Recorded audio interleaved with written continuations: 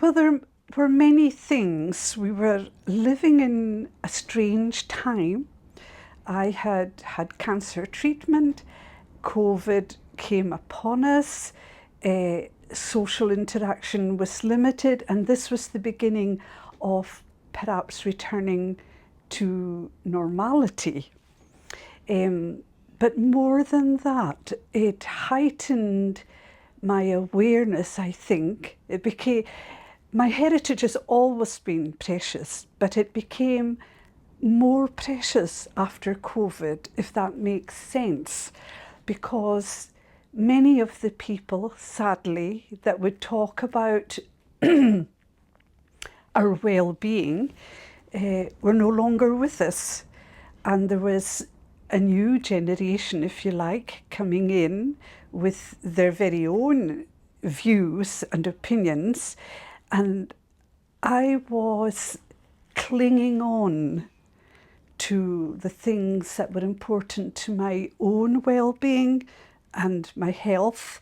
And in doing that, I think that it was like strands came from the project, which led us to think about our history, our language, how we treated people who came in to live among us, those who were fluent in Gaelic, those who were keen to uphold Gaelic, those who still wanted to carry on with our traditions, and finding new ways, reaching across to those who had musical skills, those who were very artistic, and the committee that drew all that together over a cup of tea and a bit of banter.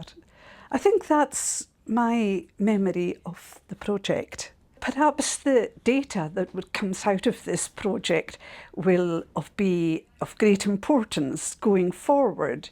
I can only speak about my own personal experience, and I think that because I was grieving for part of the time that we were working through this project, and I was hanging on to the past, I realised at some point that we have to move forward, but move forward with caution. And I think when I saw or heard Gordon speaking in Gaelic, initially there wasn't as much Gaelic. Gradually, with Archie Campbell and with Fiona, and hearing the sounds of Gaelic did something to my well-being, that although my days might not be long here, that there was another group of people who were going to take this forward.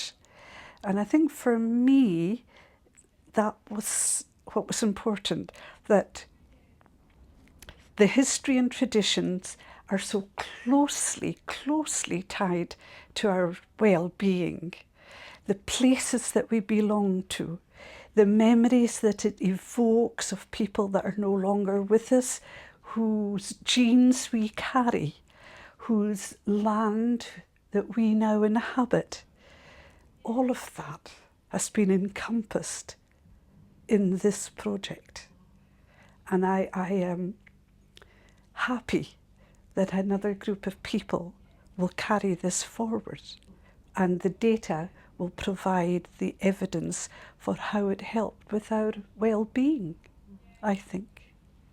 Initially there was just one or two, and it was tentatively very brave and rather foolish people like me would sing, and then to see people coming who were very proficient at playing and composing, and then to hear somebody who perhaps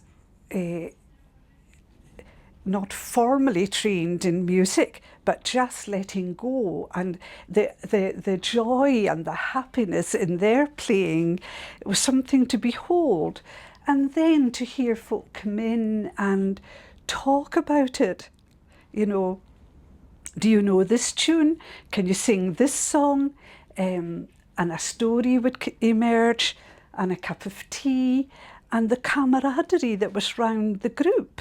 I think that the music therapy is one that I would really support in carrying forward, I think, because it is just, for me personally, one of the best forms of therapy. I recall at the one of the initial meetings and Jess producing these sheets to collate the data, and I think my exact words were probably, "What would crofters and fishermen make of this?" However, I am happy to say that I have reviewed my opinion, and that day we talked about artefacts that each person brought in, and as we continued on this journey, there was a marrying of information, if you like, the old and the new, and I hope that will be reflected in the data that Jess has compiled. And one other wee anecdotal, the day that Mary Ruchki came with Gaelic Scrabble, I thought, yes, this is Gaelic going forward. This is the new generation bringing it alive again.